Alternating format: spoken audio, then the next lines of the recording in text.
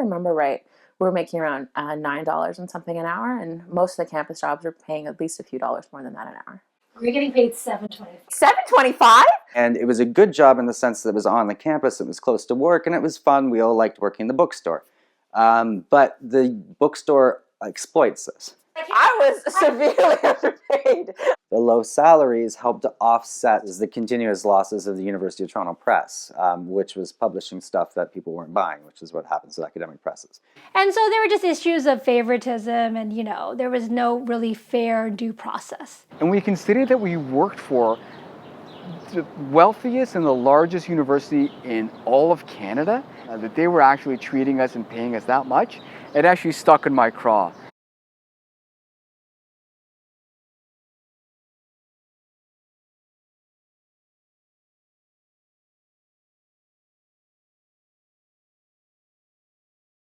When I was talking about privatizing 1991 and 1992, people said, oh, come on, it's a long way, it's not going to affect us.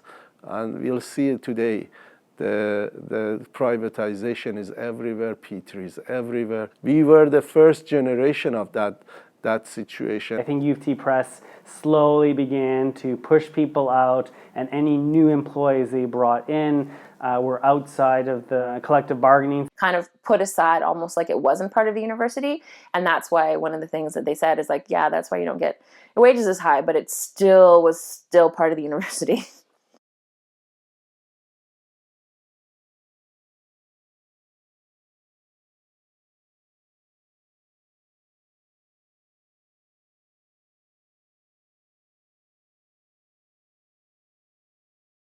The Conservatives, they were hostile to unions, and they did not see unionization and industrial relations as a good way of governing the labor market. Not only were there labor law changes, there was a cultural shift where employers felt emboldened to be more aggressive when unions organized, to take them on in a way that perhaps 10 years previously was not considered to be acceptable. Employers were smart. They thought if we break the union at the U of T Press, then we set the tone everywhere else. So I figured they would just give us raises, recognize our union, and we'd be over within a couple weeks. That became apparent that was not going to happen at the very first bargaining meeting.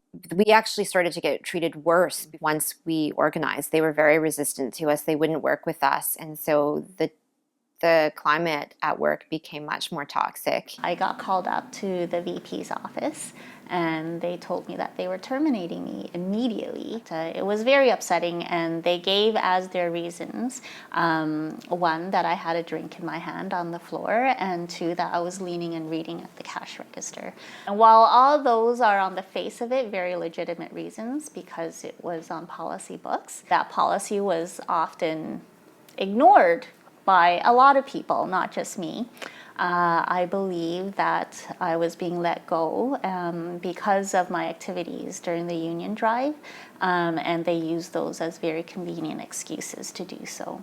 And I remember going through personal struggles because my experiences at the table proved my previous theories about having a friendly bargaining atmosphere and talking across the table and coming to agreement. All of that was thrown out the window when I realized that the other team had just sat there and said no to all of our demands. We put forward a proposal which was aimed to put us in line with other university bookstores. We were thinking $12, $13 an hour, and then the employer came back with a proposal offering us minimum wage, and at that point that was $6.85.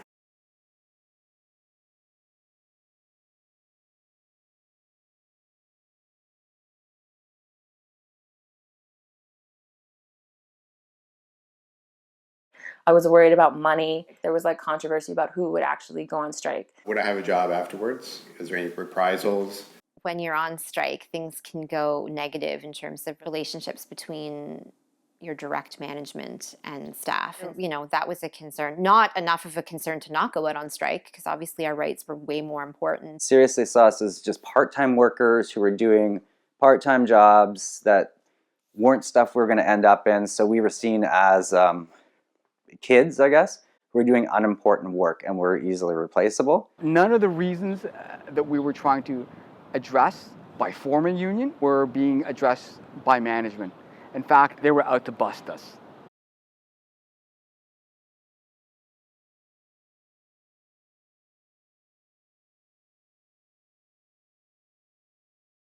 UT Press was quite smart. When the full-timers didn't organize, they created this new position of people who weren't really full-time, so they didn't get access to any of the benefits of full-time, but were working more than the 24 hours a week that part-timers were defined as. And those people, they were hired. They've been told that you are casual, you are not a member of the union. In terms of like what their roles and responsibility was, it was identical, and it's like basically scaffold. One of the hardest things for us was trying to stop people from going into the store. It was very difficult to block off the store. We had small numbers. There was a sidewalk going around the entire store. It was on a major intersection. I remember Paul L. having his foot run over, which was kind of painful. If somebody came by and asked us about what was going on, we explained to them. But then you always had somebody who was like asking about the bookstore, and then they'd like go along the side of the store to find an entrance that's not on the picket line and then go in. Greg Bird was on the picket line when he saw that, and somebody was going with his child, and he's like, way to teach your child how to lie. I actually met Scott Wayland from the Stone Temple Pilots. It's like a cool rock band. Yeah, took photos with us. He wanted to wear our picket signs. Somebody who was trying to more or less ram the picket line with their car to get into the bookstore. You know, we had stopped him with the picket line. He was really belligerent. So, you know, I went to try to explain to him the situation. If you can please respect our picket line, these are our issues. And he just turned around and just punched me in the side of the head. U of T police, you know, stopped him, took his name, information, and whatnot.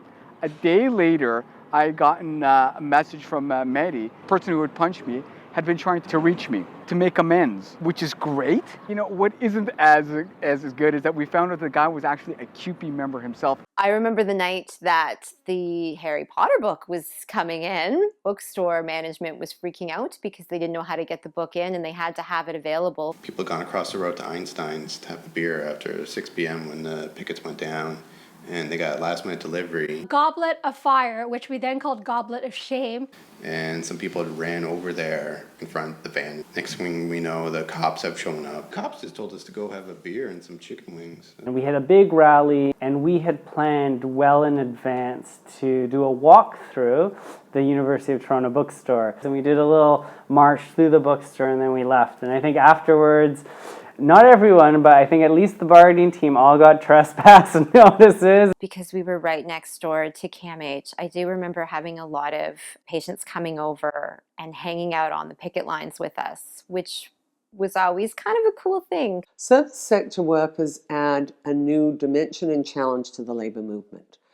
And in part, their relationship to the economy is different because it's mediated by their provision of a service. It often changes their relationship to their employer, and they have a third party to their relationship, and that is the public. Just knocked on professors' doors explaining what was happening with their strike and how if they could support us by shifting their textbook orders from the University of Toronto Bookstore to some of the other alternative stores.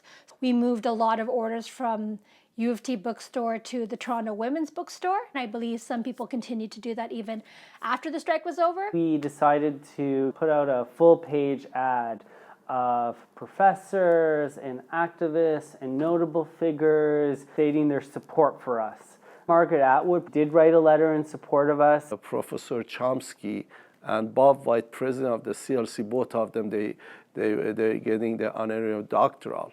When we had that rally in front of the bookstore, Bob White came and he spoke at the rally. And then when he went to Convocation Hall, he spoke again about our strike. One of these supervisors used an anti-gay term towards me.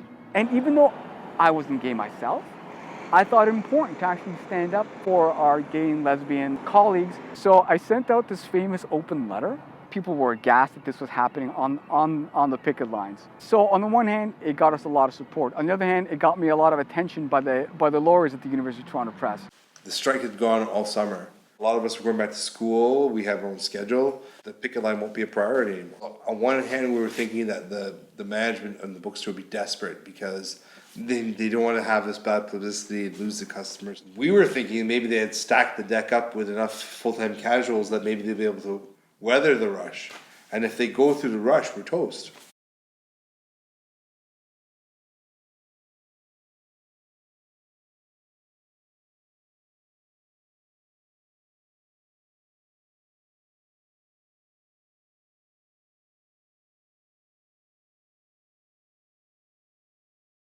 In terms of the final contract that we managed to get, I'm still very conflicted. Things in there that are important that most part-time workers never get access to. There was a grievance procedure, so people couldn't be arbitrarily disciplined. Allocation of shift. The wages, I was happy at the time, but I was more happy to be working.